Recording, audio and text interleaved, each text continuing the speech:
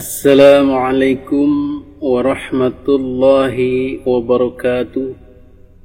Alhamdulillah nasta'inuhu wa nastaghfiruhu wa na'udzu billahi min syururi anfusina wa min sayyiati a'malina may yahdihillahu fala mudhillalah wa may yudlilhu fala hadiyalah. Amma ba'du, hadirin netizen yang dimuliakan Allah Subhanahu wa ta'ala. Pada kesempatan kali ini kita akan membahas tentang ketakutan sebagian orang ketika berbicara nasab, yaitu takut dibenci oleh Kangjeng Nabi Muhammad sallallahu alaihi wasallam. Jangan-jangan kita ini menyakiti Nabi dengan mengorek-ngorek, benarkah itu cucu Nabi? Benarkah ini cucumu ya Rasulullah? Begitulah perumpamaannya. Benarkah si anu itu cucumu wahai Rasulullah? Benarkah si B ini cucumu wahai Rasulullah? Tetapi kami melihat orang yang mengaku cucumu itu jauh dari akhlakmu ya Rasulullah. Orang yang mengaku cucu engkau wahai Rasulullah ternyata berakhlak buruk, ternyata sering mengeluarkan kata-kata kotor penuh caci maki. Bolehkah kami meragukan mereka itu dari cucumu ya Rasulullah? Seperti itulah pledoi dari kita, dari umat muslim yang juga berhak untuk mempertanyakan, apakah kita termasuk orang-orang yang membenci cucu Nabi? Kami kira bukan. Mangkane Kak Jaluk, kowe aja kakean cangkem, aja melu-melu gegeran-gegeran ngono kuwi.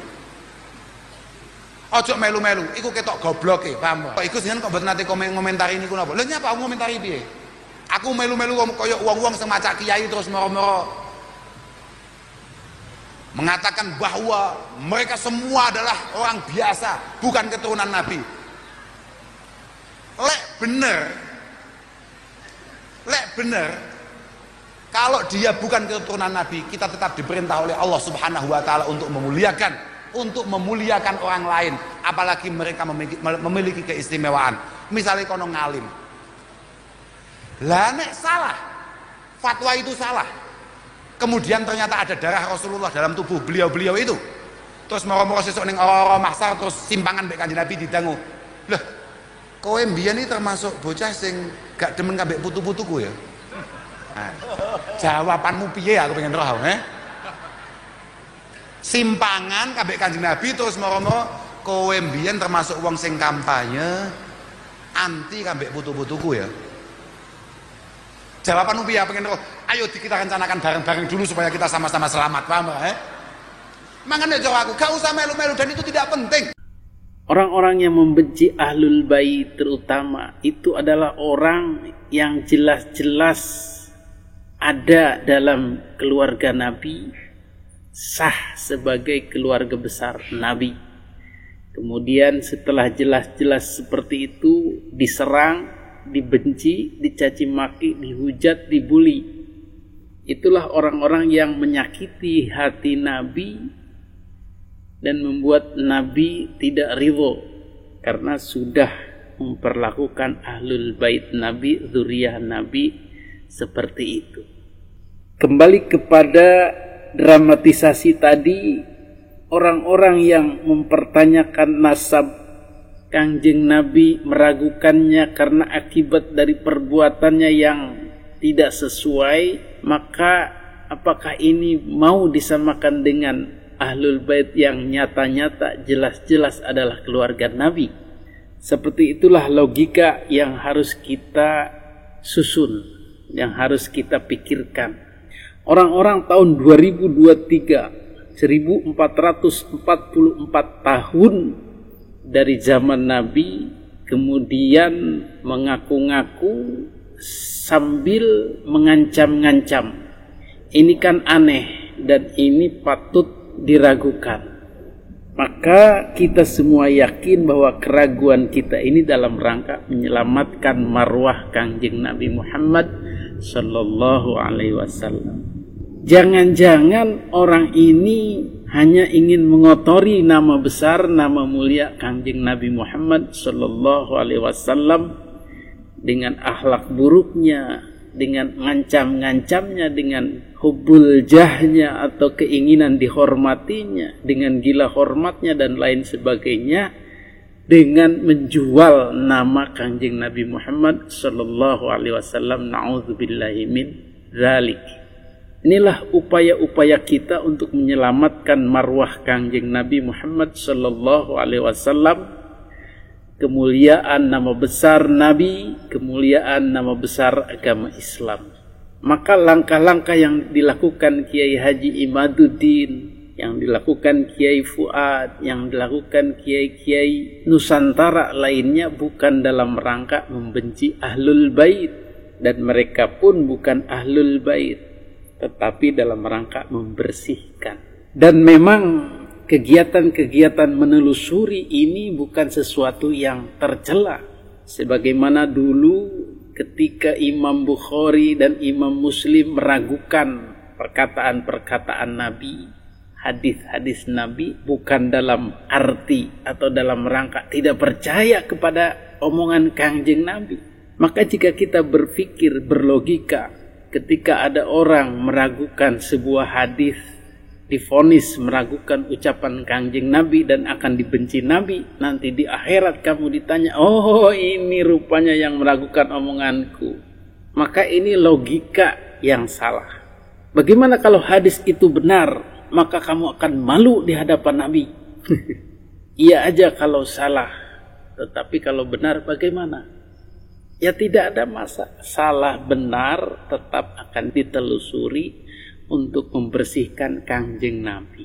Maka dalam ilmu hadis, dari mulai matan itu isi hadisnya, bunyi hadisnya, rawinya yang menceritakan dari siapa-siapanya, sanadnya bersambung atau tidak, sampai kepada akhlak-akhlaknya diteliti betul.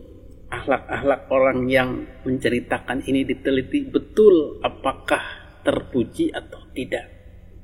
Ada celah sedikit saja maka dibuanglah, maka diragukanlah ini adalah ucapan Rasulullah, ini bukan ucapan Nabi, ini sudah diselewengkan dan lain sebagainya. Maka ada hadis munqati, ada hadis matruk, ada hadis dhaif, bahkan ada hadis palsu.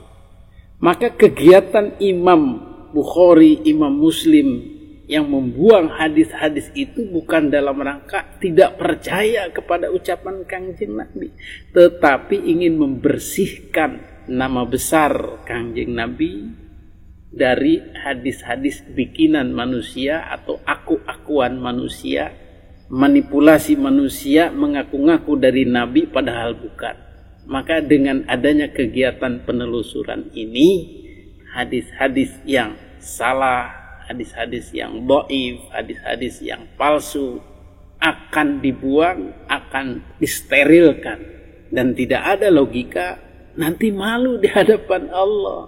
Oh, kamu yang meragukan ucapanku ya? Tidak begitu. Demikian pula dengan nasab.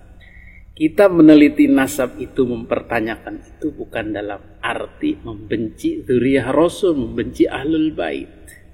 Kalau pada zaman Nabi, Ahlul Bait itu sudah jelas-jelas 100% adalah bernasab kepada Nabi, karena Nabi masih hidup, orangnya masih ada dan diakui oleh Nabi. Tetapi setelah 1444 tahun ke sini, maka siapa saja bisa mengatakan saya cucu Nabi. Bahkan sebuah hadis yang matanya bertolak belakang dengan Al-Quran misalnya, tidak sesuai dengan Al-Quran, maka akan ditinggalkan walaupun orang tersebut kekeh mengakui ini dari Nabi. Oh, tidak mungkin, kata imam hadis, ahli hadis, Imam Bukhari, Imam Muslim. Oh, tidak mungkin. Nabi tidak mungkin berkata seperti ini. Maka demikian pula dalam hal pernasaban, kita seharusnya mengatakan, oh tidak mungkin cucu Nabi seperti ini, karena sangat bertolak belakang dengan akhlaknya Nabi.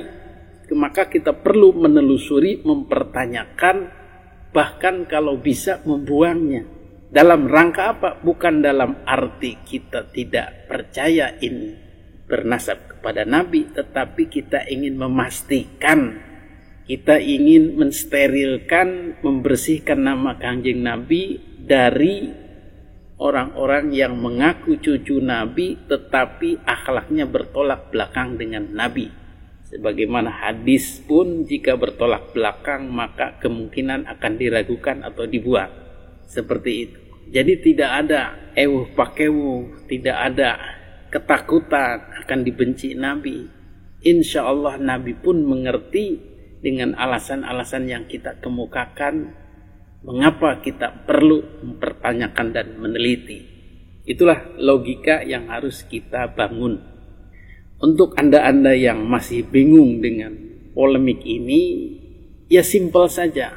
Pegang habaib yang berakhlak mulia. Sudah. Jadi yang kita permasalahkan, yang kita pertanyakan bermula dari habib-habib yang berakhlak buruk. Kita tetap cinta kepada habib-habib berakhlak mulia, tetap takzim kepada mereka. Dan kalaupun mempertanyakan bukan dalam arti membenci mereka, tetapi ingin memastikan menjaga kesucian nama Kanjeng Nabi Muhammad sallallahu alaihi wasallam. Jadi sekali lagi, terhadap ucapan-ucapan saya takut kualat, saya su'ul adab, saya takut dibenci Nabi, ya kita kemukakan pledoi kita, alasan-alasan kita yang seperti tadi itu, insya Allah tidak mengarah ke sana. Mudah-mudahan Allah Subhanahu wa ta'ala menunjuki kita, memberikan hidayah kepada kita. Hadanallahu wa iyyakum ajma'in. Billahi taufiq wal hidayah. Assalamualaikum warahmatullahi wabarakatuh.